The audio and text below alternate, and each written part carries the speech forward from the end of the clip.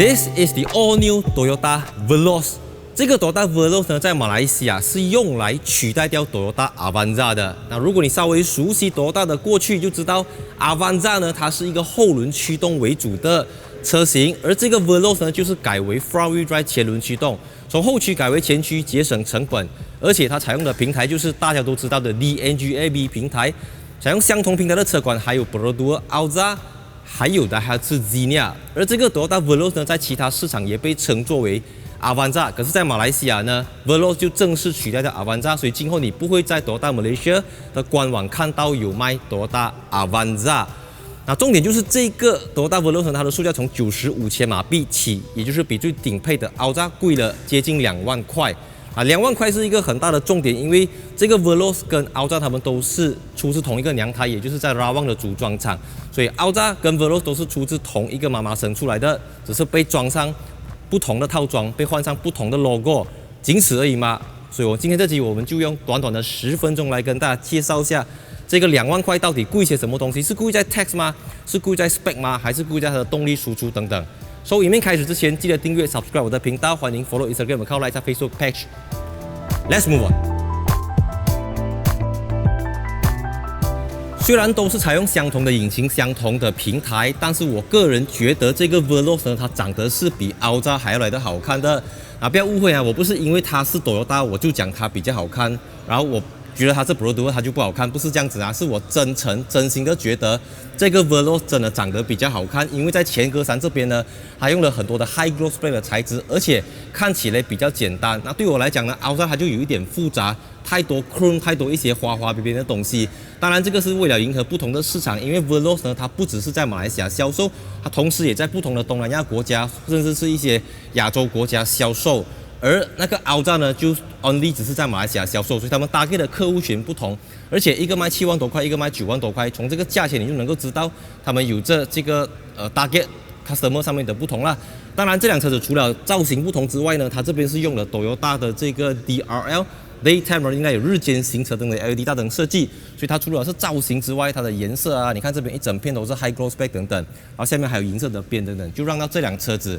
看起来是比 Alza 还要来的高级，还要来的 Premium， 还要来的 Luxury， 而且最重要的就是它比 Alza 还要来的 Atas。这个 Atas 指的不是抽象的，而是实体 literally 的 Atas。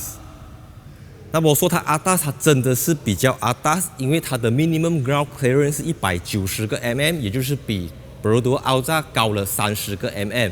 那车子不是说离地间隙越高就越好的，因为高的好处就是你过烂路、过墩的时候，驾驶起来会比较稳、比较舒服。那坏处就是你要上下车可能比较麻烦，所以 Alza 的 ground clearance 是160 mm， 老人、小孩方便上下车。然后它是190 mm 更高，方便你轻度越野。再来呢，这个 Toyota Veloz 啊，因为价钱也比较贵嘛，所以它用的轮圈就比 Alza 大了1寸，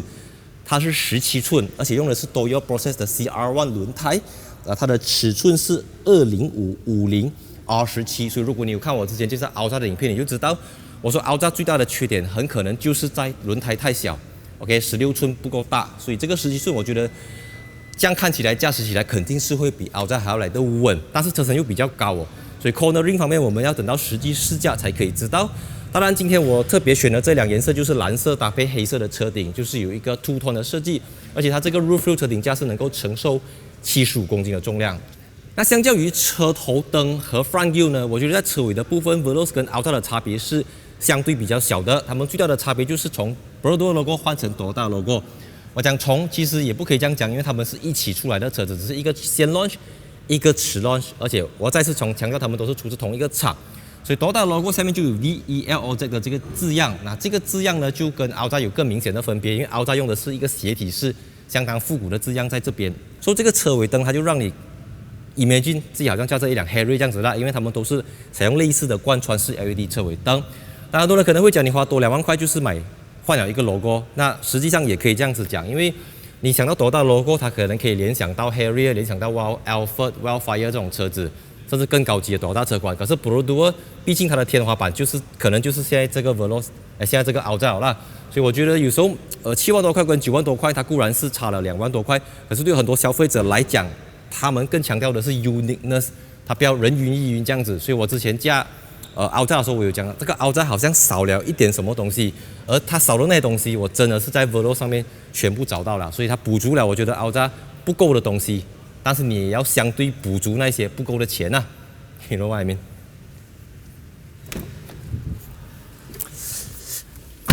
啊，一坐上来这个 Veloz 啊，真的是感觉不同啊，因为你都知道贵了这么多嘛，所以贵一点就是更好一点。那好就好在哪里呢？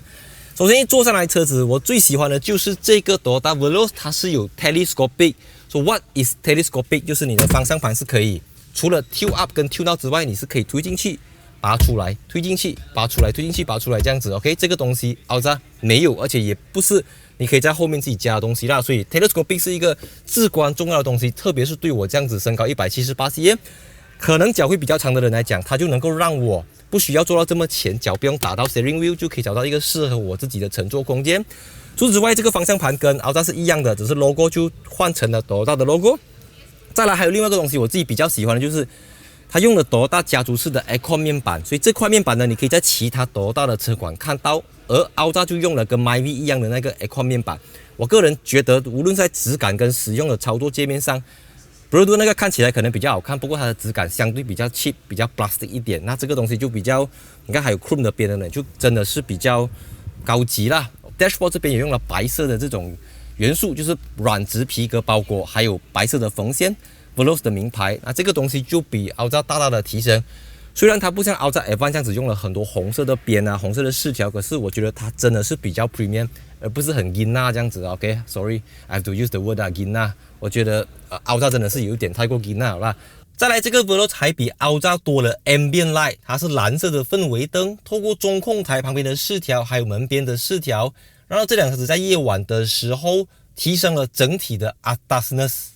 同样的9寸，但是它用的是有 Wireless Apple CarPlay 和 Android Auto 的，只是说当你用 Android Auto 的时候，它就不是 Wireless 的嘛，所以你就要放 cable。你要放 cable 的话呢 ，USB cable 就从这边来下的，就不好看了，而且这边也没有放电话的地方。但是因为 Veloz being a Veloz， 它后面就多了 QI 气无线充电器，这个东西也是Alza没有的。前面就有Electronic Parking Brake 跟 Auto Hold 的功能，也让到这辆车子提升了另外一个档次。那至于椅子的话呢，同样是手动的 ，OK， 你要前后reclining， 甚至是你的 lumbar 有没有 lumbar support 啊？你看起波啦 ，OK， 高度都是用手动来调整的。再来，它的椅子也有不同啊，因为我记得这个Alza Advance 它是有很多红色的边，可是这辆车子呢，它就用的是皮革，还搭配这种好像suede这样子的材质，还有白色的缝线等等。然后其他东西就是说，Toyota Safety Sense， 那在 Blue 有不同的叫法啦，它一样有 Adaptive Cruise Control。那至于仪表板的部分呢，它就跟Alza没有太大的分别，因为都是这个电子仪表板，甚至连它的 layout， 连它的整个 pattern、graphic 等等都是一模一样的东西。所以整体上，我觉得贵了这2万块来讲是绝对物有所值的。然后有一点我觉得很特别的就是这辆车子卖95000块起嘛，它是兰高威卖88000块，差一个差不多6、7千块嘛。可是那个Alza你去 check 它的兰高威 price 只是贵了2、3千块罢了，就代表说这辆车子其实是会被政府征收更多的 tax， 而不只是在它的 specification， 在它的 equipment 上面。OK， 看到吗？这个就是我之前介绍Alza的时候讲它的最大的一个卖点了，可以这样子来放东西。那我们就看回去它的后排空间的部分。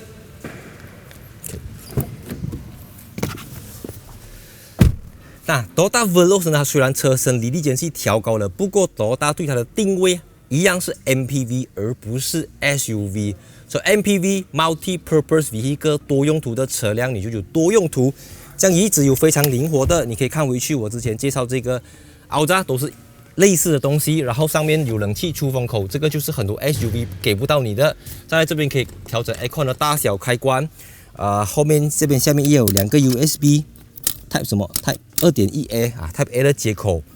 椅子后面就有 pocket 多了2个 pocket 这样子啦，所以我不确定Alza有没有，我要想回去了。